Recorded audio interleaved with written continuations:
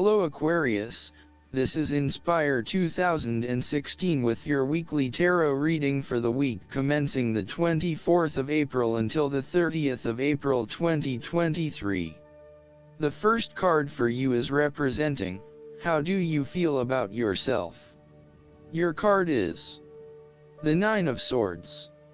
Your experience of the world is greatly influenced by your expectations, desires, and fears, and therefore you are largely the creator of your own world, and your attitudes determine how you experience that world. The Nine of Swords can also reflect fear of the future, or what may possibly happen in the future. If you allow yourself to be bound by fear of the future, you are at risk of eventually creating a negative reality for yourself by virtue of your expectations. Your nightmare becomes your self-fulfilling prophecy, which is clearly not a desirable outcome. Generally, this card is an indication that you are worrying excessively about a situation. You are literally being kept up at night because you are so anxious about a particular issue. It is possible you are working yourself up unnecessarily, and, if you were to look at the situation more objectively, you may come to realize that it is not as bad as you are making it out to be. In fact, all that worry and despair is what is making it worse, so rather than fretting about it, do something to change it. The second card for you is representing, what do you want most right now? Your card is the Three of Pentacles. What do you want most right now is experiencing prosperity and success in your goals. This can be achieved only if you continue to work toward the fulfillment of your dreams and do not allow disillusionment to dampen your enthusiasm. You need to do work that is satisfying to you and that you can be truly proud of. What new beginnings are you experiencing in the material realm? Is there some project or creative venture you have been putting off because of fear of failure? The Three of Pentacles indicates that dreams can be made real with persistence, determination, and effort. The Three of Pentacles may also suggest that you need help to complete your work and can draw on the knowledge and experience of others. It may be beneficial to share your work with a partner, but only if they are as conscientious as you. At the core of the Three of Pentacles is the notion of teamwork and collaboration. In the card, we see a young mason working hard on building part of the cathedral. The two monks enter, with their worldly knowledge and spiritual understanding to bring a new perspective to the mason's work. Even though their backgrounds, experience levels, and knowledge is very different, they are able to come together to share their expertise in a way that creates synergy and improved results. There is no us and them or any sense of superiority. Rather, each person has something unique to offer and is willing to learn from others involved in the project. Everyone is getting the job done together and is contributing to the group through effective listening and sharing. This is a positive card to see when teamwork, collaboration, and cooperation are required between parties with different levels of experience. The third card for you is representing your fears. Your card is the Five of Swords. You are afraid that the conflict in your life is becoming upsetting now, and you realize that there can only be losers in this battle. You now just want to put this behind you and move on. Thus, you are now more open to change. The arguing is over and you are more willing to look at the situation with fresh eyes. You are willing to lay down your sword and begin negotiating, honestly trying to arrive at a win-win solution rather than always knocking heads. A return to the Four of Swords is required, where the peace in your mind drive your thoughts and behavior, moving away from tension and conflict. This is a good time to reach out to those with whom you have recently had conflict or disagreements, and make amends. The Five of Swords can sometimes indicate conflict in your life that you have tried to walk away from but which continues to follow you. For example, there may still be an ex in your life who is making things difficult and who may be preventing you from moving on to new relationships. So long as there is conflict, tension, and raw emotion at play, avoid this person or situation. The fourth card for you is representing what is going for you. Your card is the Five of Pentacles. If you have suffered a loss, know that there are people around you who are willing to help. There is always a solution and always a way out, so either open your eyes and go to it, or close your eyes and let the inner light guide you. Often, what has caused these financial problems is a matter of your own emotions. Greed will lead to loss, anxiety will lead to error, possessiveness will lead to solitude. By focusing on the material, you lose sight of your spiritual development. You may be rich for a while, but all will be lost if you learn nothing. On a psychological level, there may be a difficulty with your relationship to money and material things.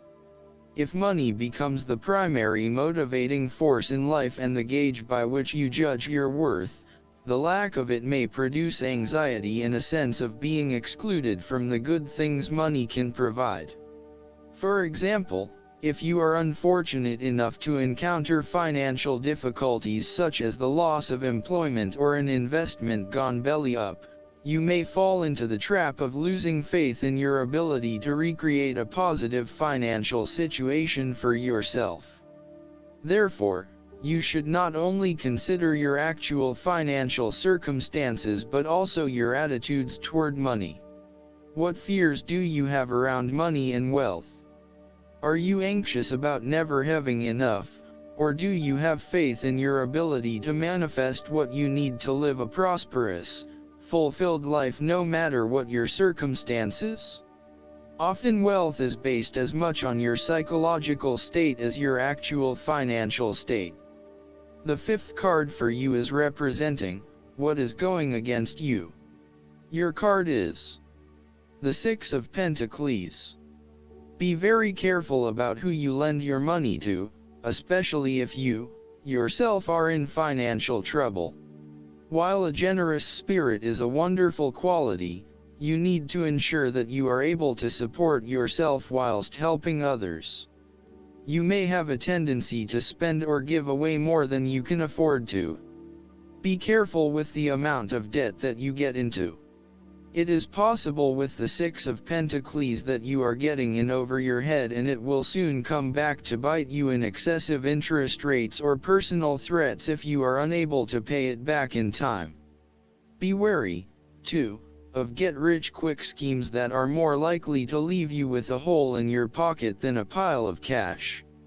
The Six of Pentacles sometimes reflects the selfish side of charity. In some cases, people give to others not for the benefit of the other but for the benefit of themselves. Be careful that you are not trying to prove to others that you are generous because you can give to the poor or the needy. Aim to give selflessly rather than selfishly. In a relationship reading, the Six of Pentacles suggests that one partner is doing a lot of the taking but not a lot of the giving, thus creating an inequality in the relationship.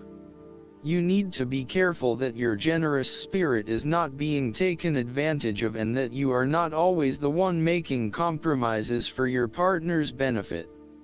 The last card for you is representing the likely outcome that you may have.